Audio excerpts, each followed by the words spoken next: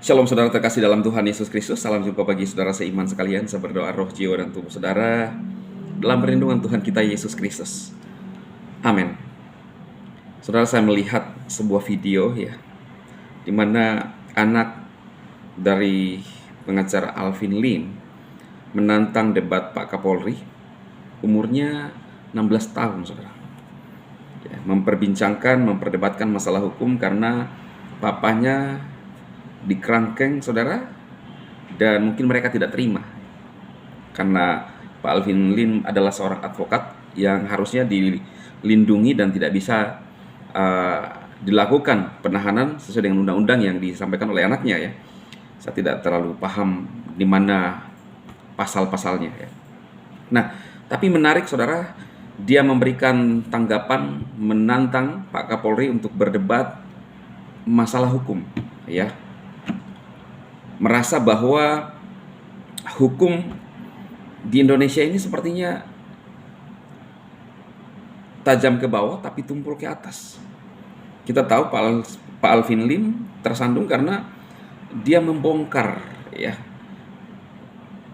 Dan adalah pernyataan yang dia ucapkan yang menurut mungkin peradilan ya, itu satu hal yang tidak perlu dilakukan ya.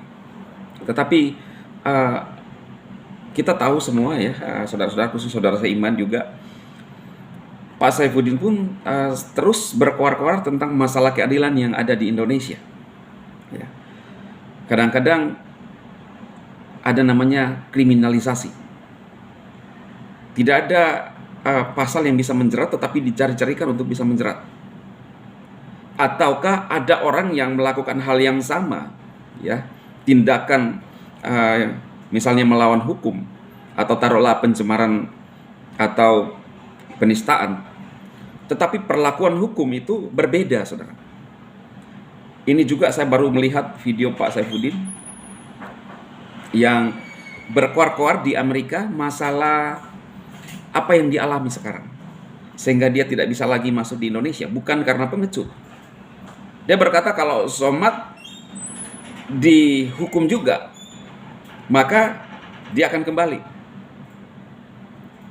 4 laporan polisi masuk melaporkan Pak Saifuddin, itu kata dia. Akhirnya ditetapkan sebagai tersangka. Somad 5, kata Pak Saifuddin, aman-aman. Inilah hukum yang ada di Indonesia. Apakah benar-benar anak kecil, anak daripada Pak Alvin Lim ini membuka mata kita? Dan kalau kita lihat ya, kita sebagai orang awam lah ya, memang kadang-kadang perlakuannya berbeda. Contoh-contohnya saja saudaraku, seorang oknum yang membubarkan ya ibadah oten, Olang Iten ya gitu ya, oten disingkat, Olang Iten ya. Itu kan perbuatan melawan hukum. Dia memang sempat ditahan, tetapi singkat. Rekan-rekan apologet Kristen menanggapi, menjawab juga serongan-serongan dari apologet UMIS. Ya, UMIS itu artinya umat is, saudara ya, disingkat. Itu istilah yang memang sudah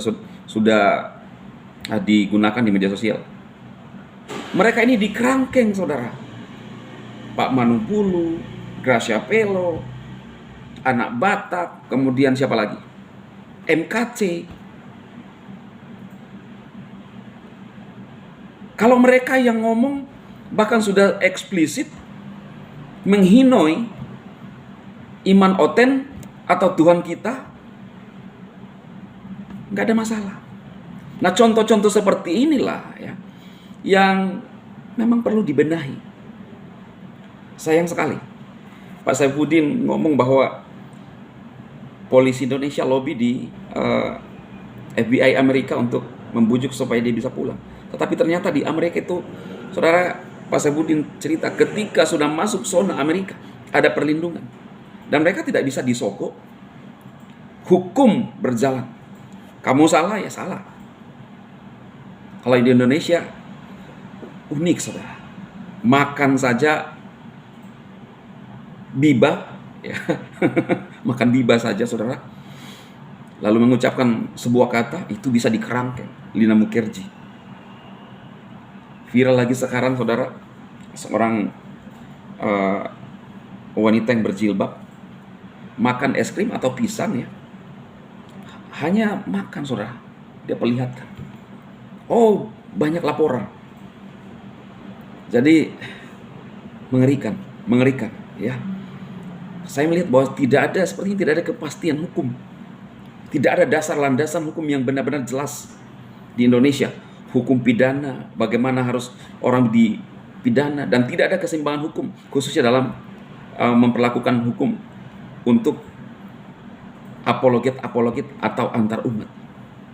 Ya, biar apa yang saya sampaikan ini, saudara, saya tidak bermaksud mencelah, tetapi harus ada adil. Kita saja masyarakat umum ini, masyarakat awam, tahu yang mana salah. Sama, kesalahannya sama, tetapi perlakuan hukumnya berbeda. Maka itu anak Alvin Lee ngomong gini, saya umur 16 tahun.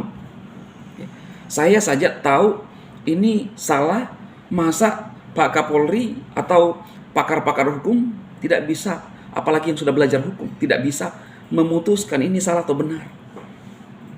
Ya, ini pernyataan dia, saudaraku, ya. Dan saudara, perhatikan, ketika orang menzolimi seseorang, orang tidak bersalah dibuat bersalah, itu nanti besar hukumannya, luar biasa. Orang yang benar dihukum itu tidak akan luput dari penghukuman nantinya. Mungkin orang masih bisa, ya, hahaha, di dunia ini mengkriminalisasi seseorang, seenaknya memperlakukan seseorang. Tetapi ingat, ada hukum akhirat. Kita tidak akan pernah luput dan terbebas dari sana. Yesus akan menghakimi semua umat manusia sesuai perbuatannya. Kita harus hidup benar. Mau ada orang melihat kita, tidak melihat kita, sama. Kita harus menjadi orang-orang yang hidup dalam kebenaran, memperlakukan semua orang sama di mata hukum. Dari apa yang saya sampaikan ini, saudaraku, menolong saudara-saudara dan memberikan pemahaman kepada kita, sekaligus kita sebagai orang percaya terus berdoa agar terjadi keadilan hukum di bangsa kita ini, khususnya dalam urusan, ya, agomoy, saudaraku, yang tidak kelar-kelar juga, ya. Maka ada yang merasa tidak adil seperti Pak Saifuddin dan lain-lain. Kita berdoa supaya siapapun warganya, agamanya, sama perlakuan hukum di bangsa ini. Kalau memang melanggar, sama-sama, ya. Oke, saudara, terima kasih bagi saudara-saudaraku yang sudah mengelurkan bantuan, ya. Saya percaya bahwa apa yang saudara tabur tidak akan pernah sia-sia, bernilai kekekalan, ya. Dalam minggu ini tim kita akan menyalurkan bantuan itu kepada salah satu gereja yang ada di Sulawesi Barat, ya. Semua untuk kemuliaan Tuhan, saudaraku. Dan saya tantang bagi saudara-saudara yang diberkati Tuhan, saudara bisa mensupport pelayanan PSD atau juga wadah yang kita buat sehingga kita bisa membantu banyak orang di Indonesia dan di luar Indonesia, saudaraku. Satu saat ketika seorang anak muda datang kepada Yesus bertanya, "Guru, apa yang harus aku perbuat untuk masuk ke dalam kerajaan surga?" Yesus berkata, "Kamu harus mengikuti perintah Elohim, 10 perintah Elohim. Jangan membuh, jangan bersih, jangan mencu, jangan mengucapkan saksi duh, dan seterusnya." Anak muda ini berkata, "Saya sudah melakukan semuanya itu, Guru." Yesus berkata, "Satu lagi, jual hartamu, bagi-bagikan kepada orang miskin."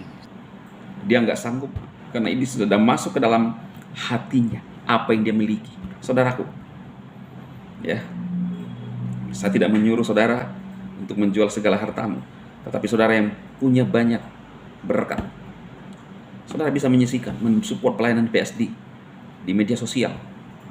Kita membantu pembangunan gedung gereja, saudaraku, kita sudah mulai. Ini baru awal. Saya percaya bahwa kemurahan Tuhan akan bekerja bersama kita untuk mereka yang membutuhkan. Oke, orang-orang yang tidak mampu, kita berdampak untuk kemuliaan Tuhan Yesus, Tuhan kita, saudara. Tuhan Yesus memberkati dan terima kasih atas partisipasi saudara. Tuhan Yesus memberkati, apapun yang saudara kerjakan dibuat berhasil dan beruntung semuanya. Dalam nama Yesus, amin. Tuhan memberkati.